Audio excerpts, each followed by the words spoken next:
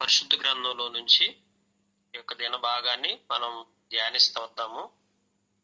గిబియాలో బాకానాదము చేయుడి, రామాలో బోర ఊదుడి, బెన్యామీన్లారా మీ మీదకు శిక్ష వచ్చున్నదని బెతావెనులో బొబ్బ పెట్టుడి. ఇక్కడ బాకానాదం ఊదండి, బోర ఊదండి, మీ మీదకు శిక్ష వస్తున్నదని బెతానీలో బొబ్బ పెట్టుడి. మన జీవితంలో మన మీదకి శిక్ష వస్తుంది అని తెలిసినప్పుడు మనం ఏం చేస్తాం? ఏదైనా శిక్ష మన మీదకి రాబోతుంది అని అనిపించినప్పుడు ఎవరైనా ఏం చేస్తారు? మానవ రీతిగా శిక్ష తప్పించుకోవడానికి ఎన్నో రకాల ప్రయత్నాలు చేస్తారు. దేవునిలో ఉన్న, దేవునిలో లేని వారు కూడా, దేవుని గుర్తెరగని వారు కూడా ఒకవేళ ఏదైనా మన జీవితంలో ఏదైనా శిక్ష వస్తుందని తెలిస్తే ఆ శిక్ష ఎలాగ తప్పించుకోవాలి అని మానవ రీతిగా ఎన్నో రకాల ప్రయత్నాలు చేస్తూ ఉంటారు. అయితే ఇక్కడ దేవుని ప్రజలు ఏం చేయాలి? బాకానాదం ఓదాలి, బోర ఓదాలి, అలాగే బొబ్బు పెట్టాలి అని చెప్తున్నాడు ఇక్కడ వాక్యంలో మనం చూస్తుంటున్నప్పుడు. ఈ బాకానాదం ఊదటం ఏంటి? పాత నిబంధనలో మనం చాలా సందర్భాల్లో బాకాలు ఊదిన సందర్భాలు చాలా ఉంటాయి. ఎందుకు ఈ బాకాలు ఊదాలి, ఎందుకు ఈ బోర ఊదాలి? ఏంటంటే ప్రార్థనా జీవితం, దేవుని సన్నిధిలో మనం ఆయన సన్నిధిలో మన స్వరాన్ని ఎత్తిపట్టుకొని, అయ్యా మా మీదకి ఒక శిక్ష రాబోతుంది, విశ్వాసఘాతకులమై నీకు ఇష్టం లేని వారిగా జీవించి తిరుగుబాటు చేసి, నిన్నటిదైనా మనం చూస్తూ వచ్చాం, తిరుగుబాటు చేసిన వారం, వ్యభిచారం చేసిన వారం, అలాగే ఒక జంతువు మాదిరిగా ప్రవర్తించిన వారం, మొండితనాన్ని కలిగినటువంటి వారం, ఇలాంటి జీవితం మనం కలిగి ఉన్నాం. అలాంటి స్థితిలో మనం ఉన్నామని, ఆ వలలో చిక్కబడి ఆ పరిస్థితులు గుండా మనం వచ్చామని, ఇశ్రాయేల్ జీవితం గురించి, ఇశ్రాయేల్ వల్లే మన జీవితం కూడా ఎట్లుందో చూసుకోవడానికి నిన్నటిదిన మనం గమనించాం. అయితే ఎప్పుడైతే మనం అలాంటి పాపపు ఆలోచనలు చేస్తూ చెడుతనానికి, పాపానికి నువ్వు చోటిస్తావో అప్పుడు దేవుడు నీ మీదకి శిక్ష రప్పించబోతున్నాడని నువ్వు గుర్తించాలి.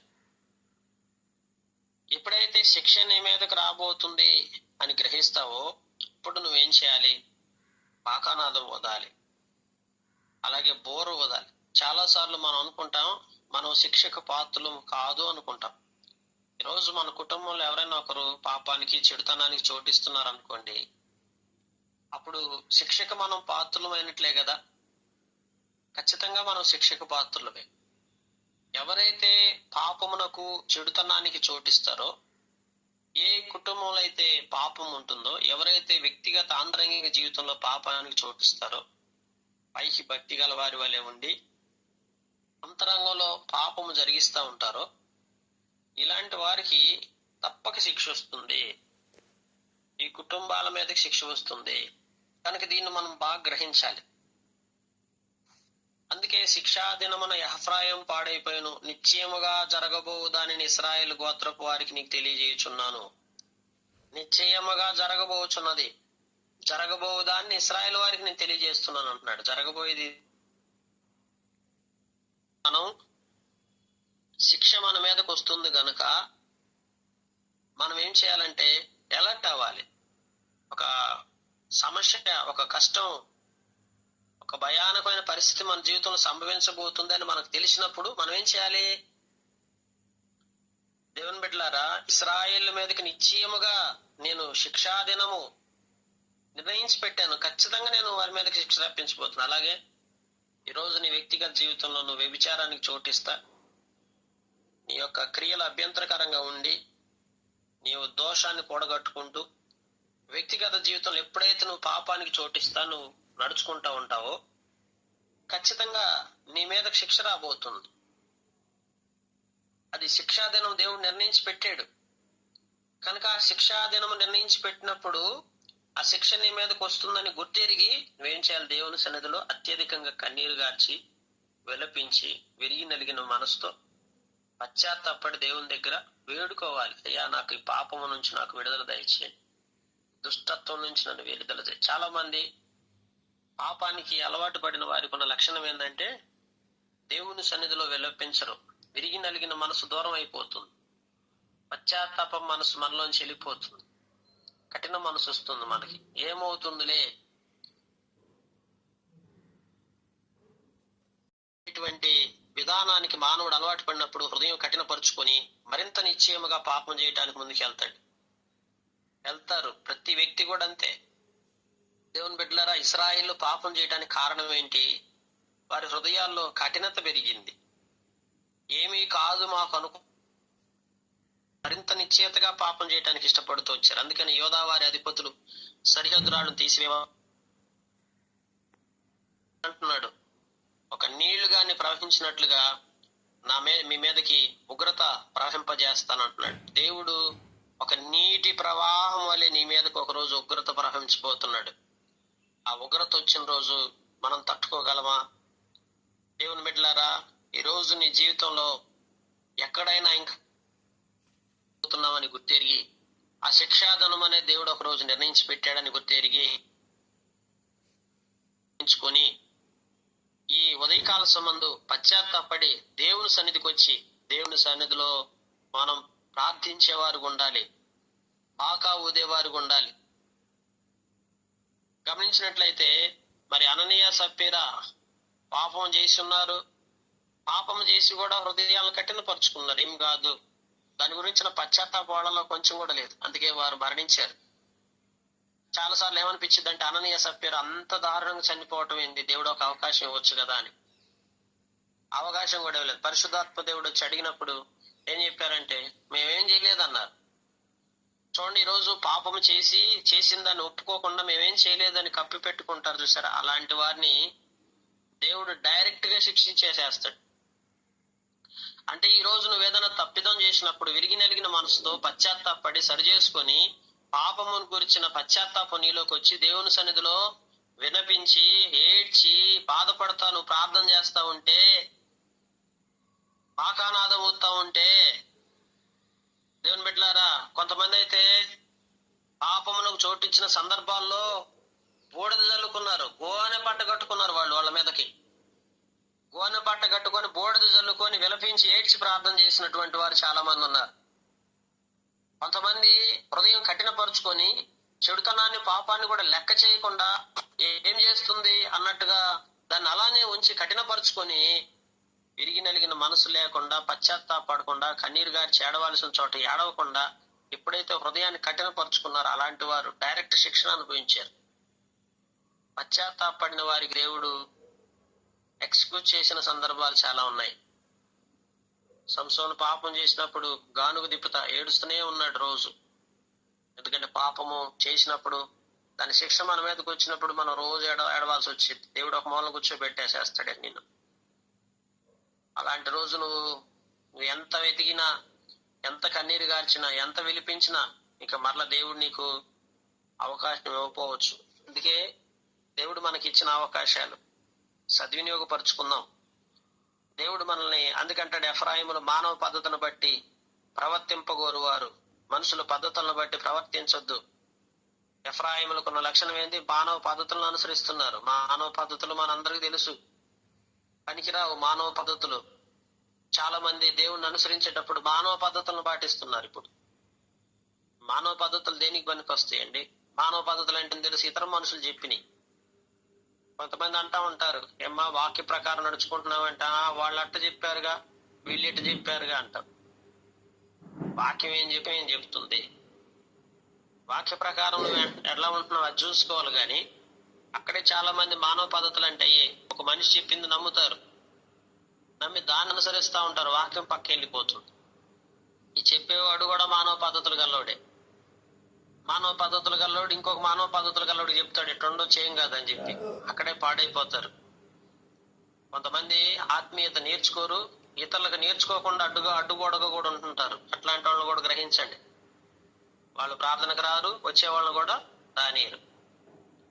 వారు సరైన భక్తి చేయరు, ఇతరుల భక్తులు తీసుకురారు. వారు సువార్త ప్రకటించరు, ఇతరులను సువార్త చేయమని నేర్పించరు. ఇదంతా అడ్డుపండ్ల లేఖతం ఉండదు, ఆత్మీయత ఉండదు, ఏది ఉండదు. అన్నింటిని పక్కన పెట్టేసేసి ఇలానే ఉండాలన్నట్టుగా మానవ పద్ధతులను ఇతరులకు చెప్తుంటారు. దేవుని బిడ్డలారా, మానవ పద్ధతులను అనుసరించవద్దు. ఎఫ్రాయిములు ఇక్కడే పాడైపోయారు.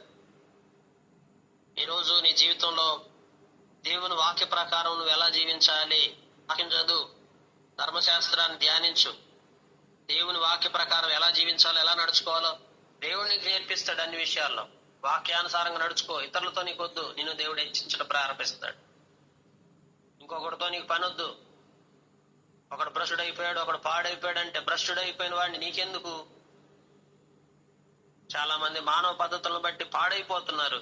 ఇతర మనుషులు తప్పిదాలను చెప్పుకున్నప్పుడు వాడిని చూస్తూ ఉంటారు. అతను చేస్తున్నాడు కదా, నేను కూడా.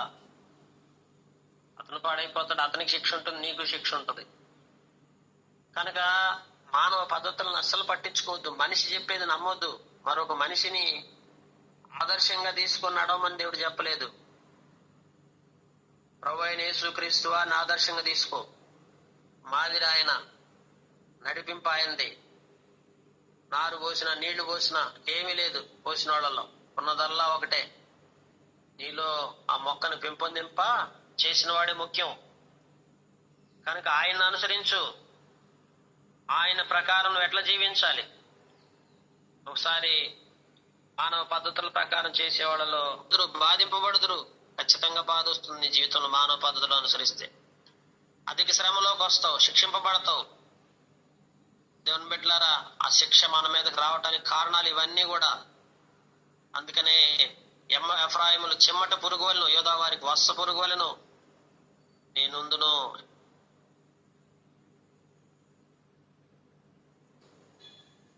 పోయిన స్థితిలో వారు ఉండిపోతూ వచ్చారు. అందువలన లేఖనాల్లో మనం పరిశోధిస్తున్నప్పుడు గమనించినట్లయితే మరి రోగి అవుతూ ఉండగలుగుతూ వచ్చింది యోధా వారికి. ఎఫ్రాయిములకు చూస్తే అశూరియలు పిలుచుకున్నారు. దేవుని వాక్యంలో అశూరియలతో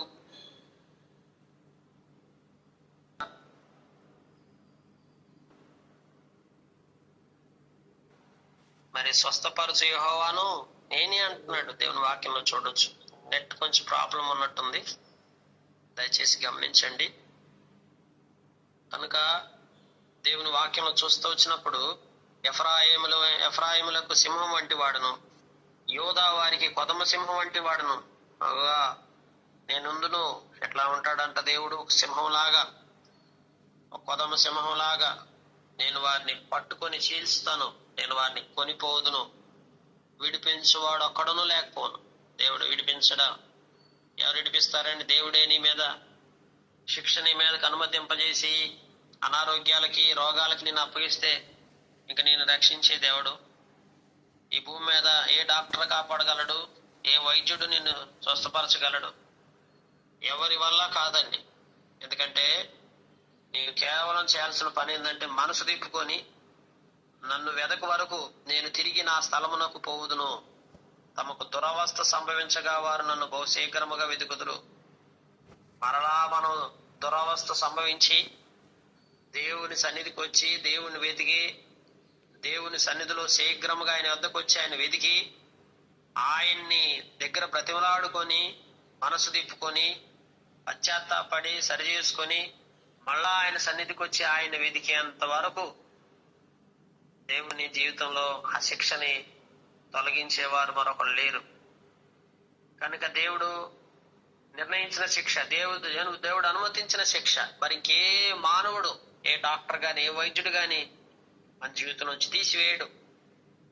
కేవలము దేవుడు మాత్రమే నీ మీదకు వచ్చిన శిక్షను తప్పించగలడు. కనుక నువ్వేం చేయాలి? ఈ దురవస్థ సంభవించినప్పుడు ఏం చేయాలి? మనసు తిప్పుకొని దేవుని వెతకాలి. దేవుని సన్నిధిలో మోకరించి నన్ను ఆత్మీయంగా బలపరచయ్యా, పాపినయ్యా, అపరాధినయ్యా, పొరపాటు చేశాను, పాపం చేశాను, చెడుతనానికి చోటిచ్చానయ్యా, నా జీవితంలో ఎన్నోసార్లు నేను పాపంలో పడిపోయానయ్యా అని నువ్వు ఎప్పుడైతే దేవుని దగ్గర వాక్యానుసారంగా దేవుడు నీతో మాట్లాడుతున్నప్పుడు సరిదిద్దుకొని పశ్చాత్తాపడి విరిగి నలిగిన మనసు కలిగి దేవుని దగ్గర గోజాడి ప్రార్థిస్తావు, అప్పుడు దేవుడు నీకు ఆశీర్వాదాన్ని ఇస్తాడు, స్వస్థతనిస్తాడు, నెమ్మదినిస్తాడు, అభివృద్ధినిస్తాడు. ఇవన్నీ అసలైన సంగతి నీ జీవితంలో జరగకుండా ఇంకా ఇంకా మానవ పద్ధతులను బట్టి నువ్వు ఎన్ని ప్రయత్నాలు చేసినా అన్నీ కూడా విఫలం అవుతాయి. ఇక్కడ కూడా ఆశీర్వాదకరంగా ఉండదు. ఎఫ్రాయిములు మానవ పద్ధతులను బట్టి ఎన్నో చేశారు, కానీ ఏమైంది? దేవుడు ఇంకా వారిని భయంకరమైన శ్రమకు అప్పగించాడు. కొన్నిసార్లు మన అంతరంగంలో పాపమును సరి చేసుకోకుండా మానవ పద్ధతులను బట్టి ఎన్ని రకాలుగా మనం ఎన్నో ప్రయత్నాలు చేస్తుంటాం.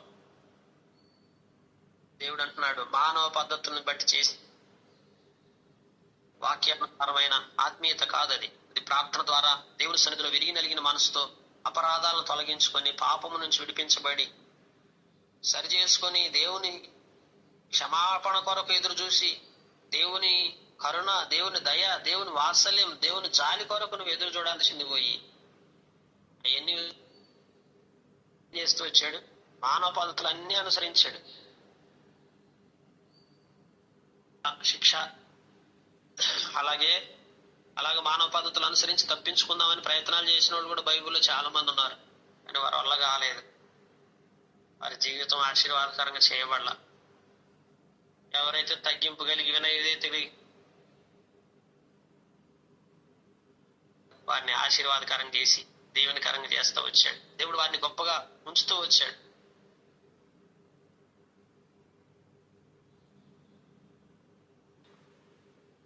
రెండంతల ఆశీర్వాదానికి పాత్రుడవుతూ వచ్చాడు. ఉదయకాల సంబంధు మనం కూడా అలాగనే ఆత్మీయంగా మనల్ని మనం సరిదిద్దుకొని దేవునికి తగినట్లుగా నడుచుకొని